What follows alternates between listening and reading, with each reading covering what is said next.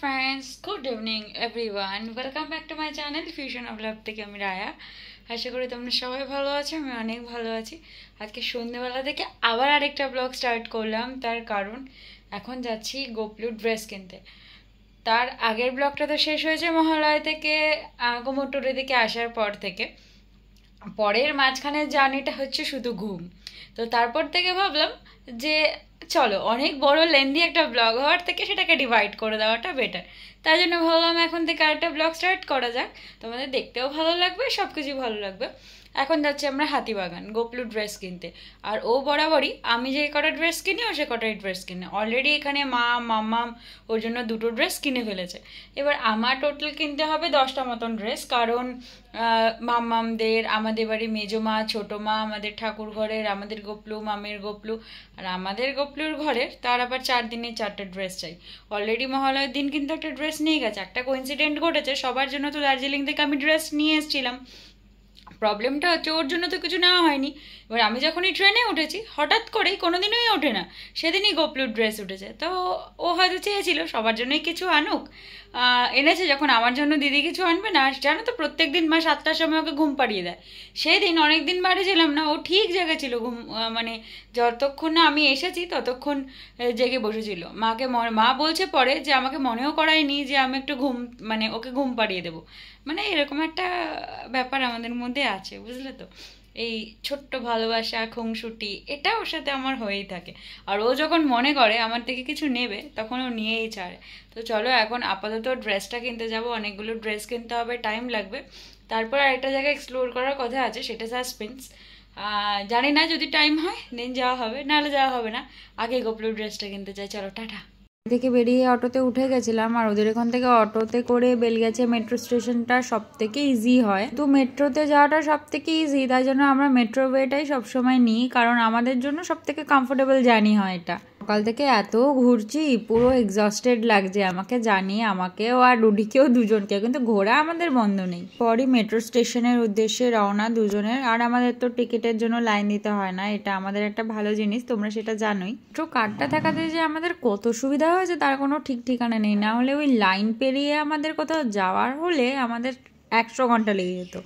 100 ঘন্টাটা একটু বেশি বলে ফেললাম, মিনিমাম 5-6 ঘন্টা তো লেগেই যেত, কারণ যেই পরিমাণ মেট্রোতে লাইন পড়ে সেটা আর বলার কথা নয়। দমদম থেকে যখন আমি কখনো কখনো কোথাও যাই, দমদমের লাইন দেখে তো মাথা চক্কর খাওয়ার মতন অবস্থা হয়ে যায়, এত লম্বা লাইন থাকে। বললাম যাক একটু কার্ডটাকে নিয়ে এক দেখাতে দেখাতে যত লোকজন আছে তার সামনে দিয়ে প্রাস করে বেরিয়ে চলে যায়। এটাই হচ্ছে সব থেকে ভালো জিনিস। কার্ড আমার কাছে নেই, কার্ড তোর কাছে আছে, আমাকে দিস না।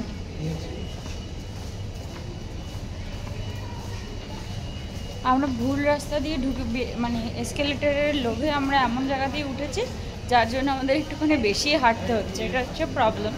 আর হাঁটতে ভালোই লাগছে, জায়গাটা বেশ সুন্দরভাবে ভেতর দিয়ে ঘুরে ঘুরে ঘুরে ঘুরে যাচ্ছে।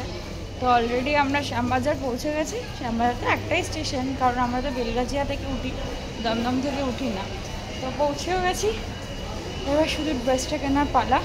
কিনে টিনে ওখানে একটু টাইম লাগবে, কারণ অনেকগুলো ড্রেস কেনার আছে, একটু গুছিয়ে গেছে। তারপর আরেকটা জায়গায় এক্সপ্লোর হবে। আমরা হাতিবাগানে পৌঁছালাম, আর হাতিবাগানে পৌঁছে আমার মাথায় হাত পুরো মনে হচ্ছে জনসমুদ্র লেগে গেছে।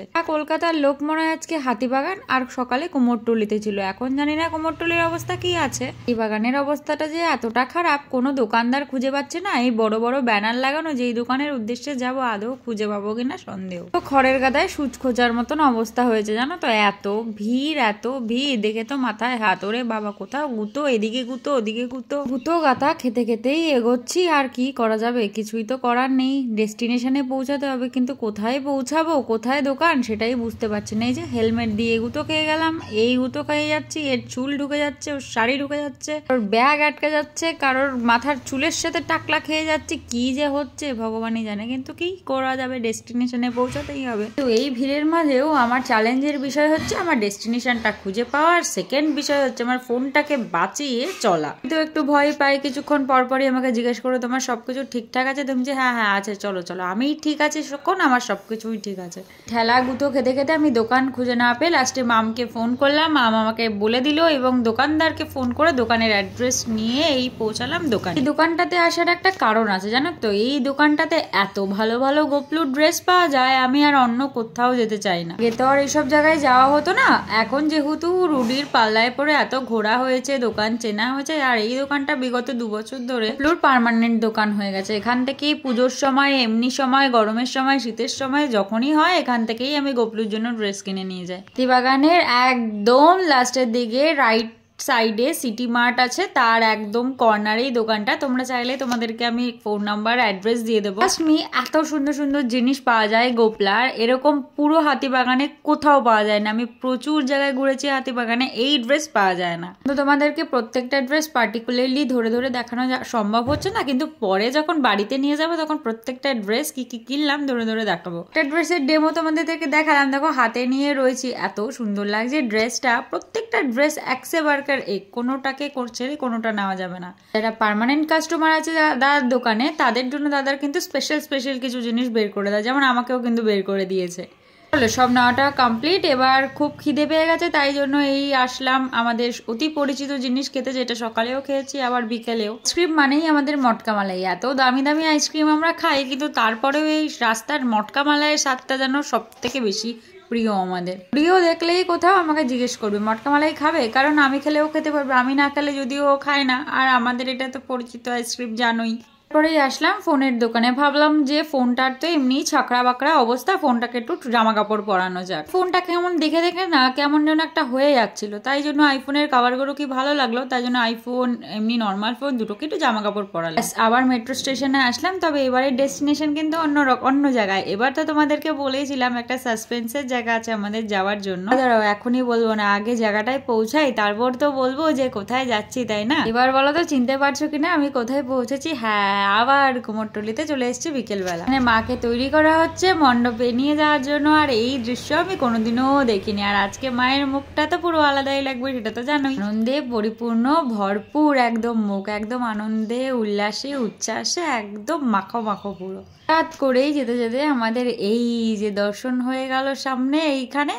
আমি তো একে দেখেই চিনতে পেরে গেছি এনাকে, কারণ আমি তো দুবার এনাকে দেখে গেছি। আমি বারবারই বলছি রুডিকে এটা আমাদেরই ঠাকুর, কিন্তু যেহেতু আমাদের চেনাশোনা এখানে কেউ নেই, তাই রুডি বলছে না এটা আমার ঠাকুর না। তবে আমরা যখন দেখে গেছিলাম তখন ঠাকুরকে সাজসজ্জা কিছুই করায়নি, চুলও লাগায়নি, এই জন্যই আমার একটু কেমন কেমন লাগছিল। তবে এখন মায়ের মুখটা দেখে না একদম আবেগপ্রবণ হয়ে উঠলাম পুরো। আশেপাশের সবাইকে দেখে রুডি বুঝতে পারলো যে না আমরা ঠিক জায়গায় এসছি, আমি ঠিক বলেছি। এবার রুডি বলে তুমি চিন্তা কি করে পারলে? যে ওই যে একবার দেখে নিয়েছি না মাকে, ঠিক নিজেই আমাকে জানান দিয়ে দিয়েছে যে আমিই উনি। সত্যি কথা বলতে এখানে আসার সেকেন্ডবার আরেকটাও কারণ সন্ধ্যেবেলা আসার, কারণ মাকে এইভাবে মণ্ডপে নিয়ে যাওয়া বা কিছু গুছিয়ে নিয়ে যাওয়া আমি কোনোদিনও দেখিনি। আগেরবারও কিন্তু সকালে কুমোরটুলিতে এসেছিলাম, সে বছরে আমার প্রথমবার ছিল, এবার তো দ্বিতীয়বার, কিন্তু এই সন্ধ্যেবেলা কুমোরটুলিতে আমার ফার্স্ট টাইম। ভাবে যে মাকে তুলে কিভাবে নিয়ে যাওয়া হয় সেটা আমি কখনোই দেখিনি, তাই দেখার আগ্রহটা কিন্তু আমার সবসময়ের জন্যই রয়েছে। আমি যতই এক্সস্টেড থাকি আর যতই জার্নি করে থাকি, এইসব দেখার জন্য আমার একদম এনার্জি কিন্তু ভরপুর থাকে সবসময়।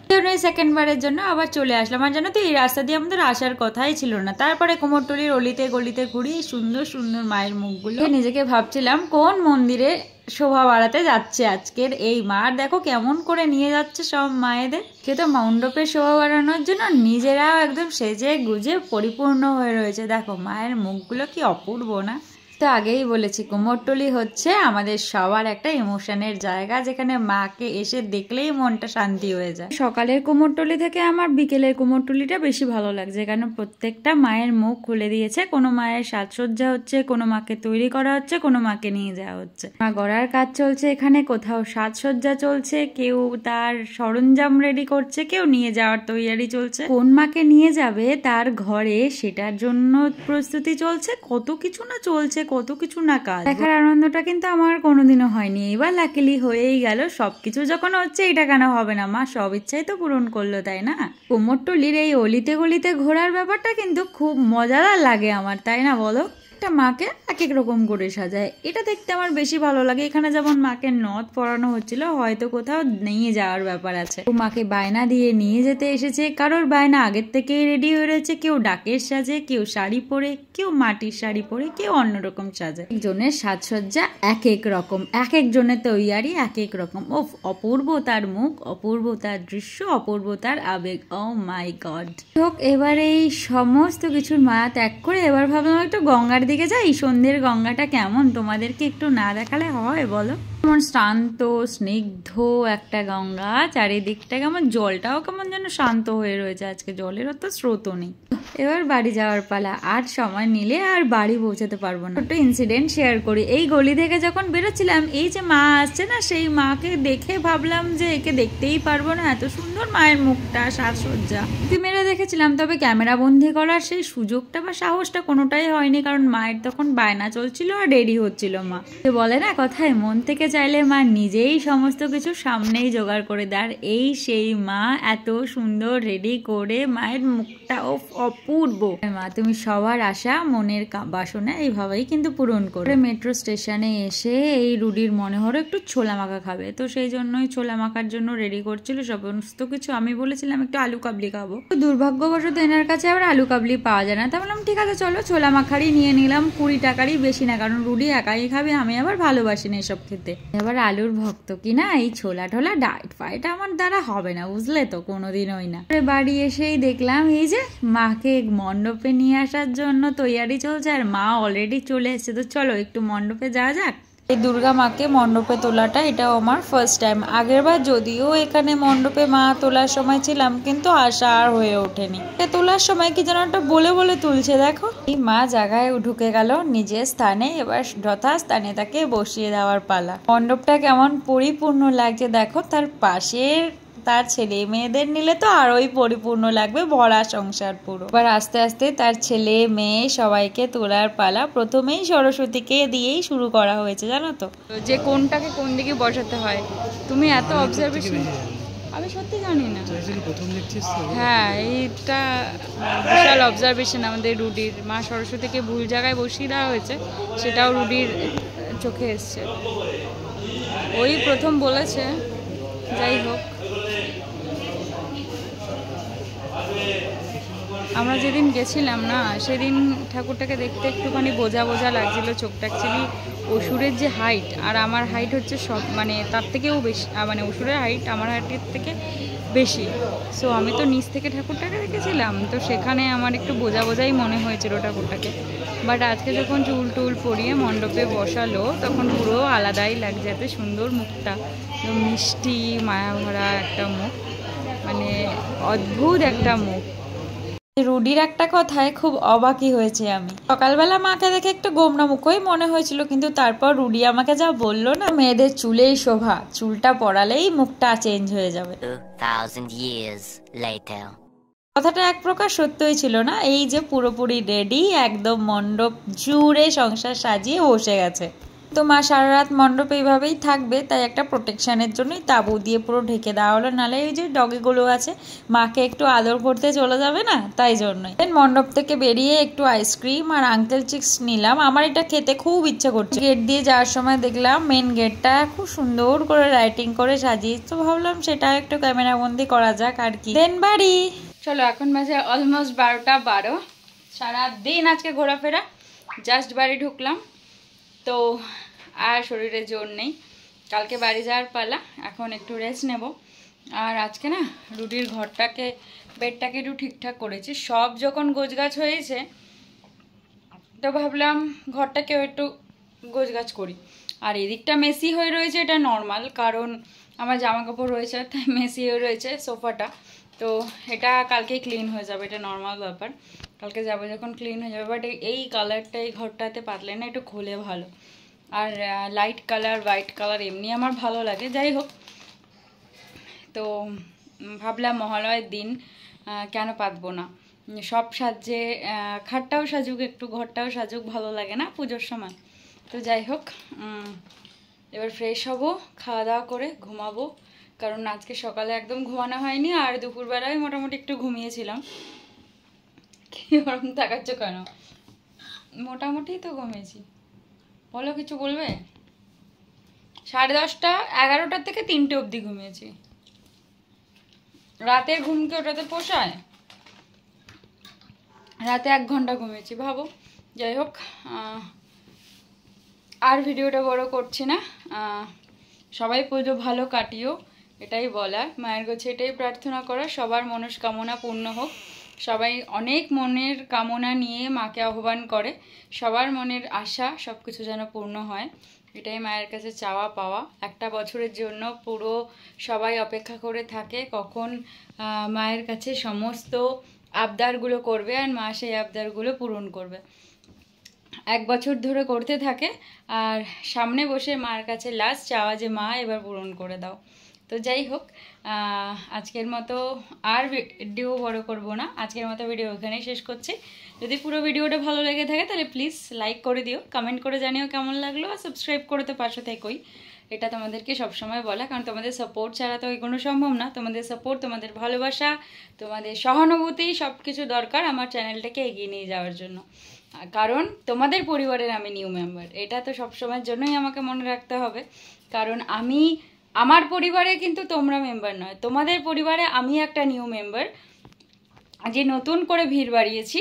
সেই ভিড়ে সাহায্য করে আমাকে অনেক দূর এগিয়ে নিয়ে যেতে সাহায্য করো তোমরা, এইটুখানি বলবো। যদি ভিডিওতে কোনো প্রবলেম থাকে বা কিছুও তোমাদের খারাপ লাগে, মনে হয় ঠিক করা দরকার আছে, তাহলে একটুখানি কমেন্ট করো, আমি চেষ্টা করবো সেটাকে চেঞ্জ করার। ভালো লাগলে তো অবশ্যই জানিও। তো আজকের মতো শেষ করছি এখানেই। তোমরা সবাই ভালো থেকো, সুস্থ থেকো, সাবধানে থেকো, পুজো ভালো করে কাটিও। প্রত্যেক দিন এটাই বলার, কারণ পুজো চলে এসেছে। পুজো ভালো করে কাটিও, নিজেকে সুস্থ রেখো, সবাইকে সুস্থ রেখো, সাবধানে থেকো, সবাইকে সাবধানে রেখো, কেউ বিপদে পড়লে একটু সাহায্য করো, এটা বলার সব সময়। তো চলো, আজকে আমাদের tata, bye bye, good night, see you the next one, bye by.